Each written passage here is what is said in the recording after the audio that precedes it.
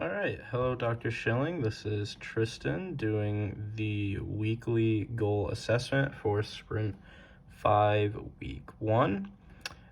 Here is my weekly goal setting from earlier in the week.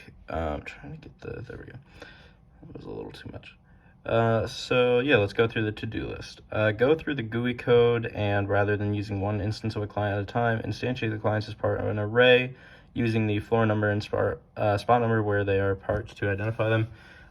That was actually mostly Vanil's doing. He really helped out in doing that this week, getting like the getters and setters for that particular piece of data set up and going, which was really nice. Of course, and then I went through the GUI code, and actually there was a surprising amount of like restructuring and overhaul that had to happen just for that to work. But after quite a busy week, but also a very, very successful week with everybody really working together and getting together and doing a lot of work, that is working properly. So yes, long story short, we completed task number 1 there. Number 2, add the appropriate information to display on the checkout confirmation screen to the appropriate JLabels. That was like really easy, right? It was just a matter of grabbing that data from where it was stored and just printing it out on that JLabel to meet the requirements as described in the final presentation assignment document that's up on Canvas right now. So that was very easy. We definitely accomplished that. Figure out why the checkout screen can't find the checkout time and date of the client right after it uses this information to calculate the amount charged to the user and then fix the issue. So I definitely wrote that like right as that issue was freshly found, I can tell. So that's a very specific rundown of an issue I was having. That I of course was able to figure that out as well, and maybe we'll run through and I'll show you the checkout screen and show you that we are getting all of that data appropriately. If time permits, the last one basically just says help out Nikolai with whatever he needs with backend connection, and we are well on our way to doing that. We had multiple like brainstorming sessions where we met up outside of class trying to just figure out how to solve certain problems Nikolai was having.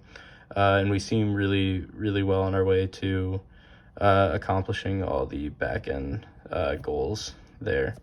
And I did perform quite a bit of work on the GUI this week and on a bit of middleware this week in order to facilitate that. So I think maybe we should just open Visual Studio and run the code, and I'll just point out everything that's different.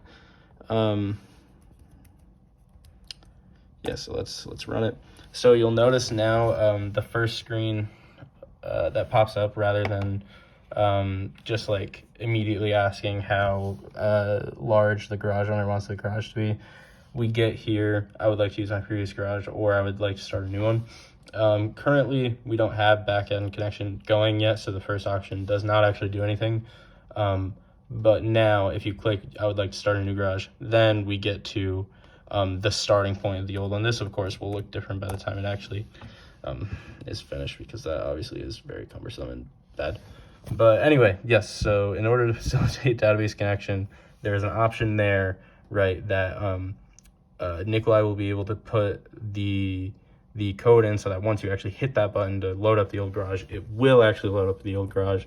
So that is a GUI change in order to facilitate backend connection. Here we have, Vanil went in and added this power off button, which is awesome. That is also, that way, once they click the power off button, Nikolai can go in and add code there to actually like have database out stuff, like saving out from the database. And then really quickly, I don't want to I don't want to do another take of this, so this video will be a little longer than 5 minutes. I apologize for that. But just to show you that we did get the screen, the checkout screen displaying the appropriate data. So let's say I'm going to check in this morning at midnight, And then let's go ahead and let's check out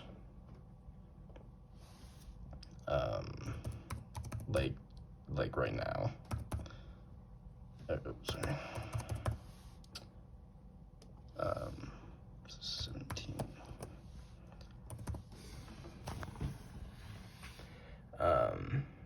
Yeah, cool. So this looks ugly, but I mean, like you said in class, the goal at this point is not for it to be pretty, but just for it to work. So this looks really ugly. I've tried a few ways to fix the formatting to make it look a little prettier, but I haven't really had much luck. And since we're allocating, my time and energy to functionality purposes, it might very well stay looking this way. But right, you can see it is accessing the check-in and check-out data perfectly fine. You can tell previously, or compared to previous run-throughs that I've showed,